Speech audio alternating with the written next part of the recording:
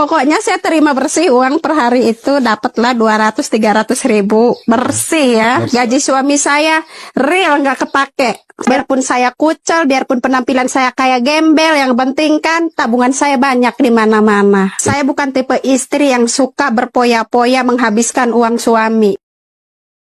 Pertama kita coba dulu bersekilo setengah ya kan. Hari pertama langsung habis. Terus hari kedua tambahin lagi sekilo lagi habis. Terus tambahin terus sampai 7 kilo. Antusiasnya masyarakat untuk membeli sih lumayan. Omset sampai 2,5 juta waktu itu kan. Alhamdulillah 2 tahun dagang rumah kebangun, lunas. Itu pernah yang namanya dagang kita benar-benar hancur banget.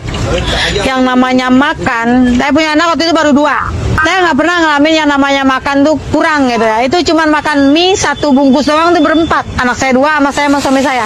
Cuma masak nasi sama beli mie 1 bungkus doang. Itu benar-benar susah, benar-benar dalam terendahnya. Karena kan kita berusaha dan berdoa gitu aja sih. Karena kan kita minta bukan sama orang, minta kan sama Allah. Jadi kalau misalkan kita cuma usaha doang, kalau ikhtiarnya kurang, doanya kurang, ya sama aja kita kayak nabur garam ke laut, percuma. Kan kita tujuannya bukan untuk dunia doang. Berusaha sambil berdoa kan dua-duanya dapat. Dunianya dapat, akhiratnya dapat. Itu sih. Yang paling penting sih ya doa sih. Jangan takabur. Terus kurangin sauzon. Misalkan terjadi apa-apa, oh dagang lagi sepi nih, kan ada juga orang berpikir ya, gue dagangnya lagi sepi nih, pasti ada yang ngerjain. Tuh nggak boleh. Justru kalau misalkan orang itu baru niat ngomong begitu sama kita, karena kita sauzon langsung jadi. Kan kalau orang bilang misalnya, loh ngapain sekolah tinggi-tinggi, ujung-ujungnya cuman jualan kayak gini gitu. Ya, kalau buat saya jangan dibilang cuman gitu. Kita usaha kayak gini kan halal bang, yang penting halal.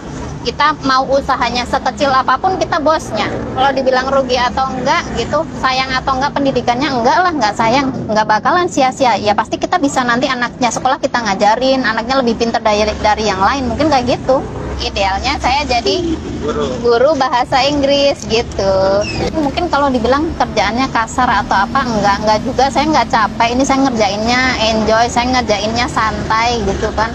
Saya berangkatnya seneng, pulangnya juga seneng gitu. Gimana gak seneng bang? Kalau perempuan tiap hari megang duit gimana gak seneng bang? Seneng banget bang. Ya, kalau perempuan kan hobinya belanja ya bang ya. Iya, kebanyakan hobinya belanja gitu. Ya, jadi saya jualan kayak gini tuh terpenuhi gitu hobi saya gitu bang. Tiap hari belanja gitu, seneng bang. Nah, saya pilih dagang aja lah bang. Semua manusia itu semuanya gila duit. Jadi ngapain harus mikirin omongan tetangga? Karena jalan kebahagiaan itu tidak lewat depan rumah mereka. Yang penting kan kita bisa menghasilkan cuan. Selagi dagangan kita laku, apapun yang kita bikin, kalau itu laku ya saya jual-jualin. Asal jangan jual diri aja. Yang dibanyakin mah duit, jangan temen. Kalau kita banyak duit, banyak yang aku temen sama kita. Setiap hari harus punya ide. Sekarang bikin ini, besoknya bikin itu. Jadi yang dijual itu jangan tiap hari itu aja. Nanti kan orang-orang jadi pada bosen belinya. Receh-receh kalau dikumpulin kan jadi duit banyak itu. Bisa buat makan, bisa buat jajan anak saya, sisanya ditabung buat beli emas.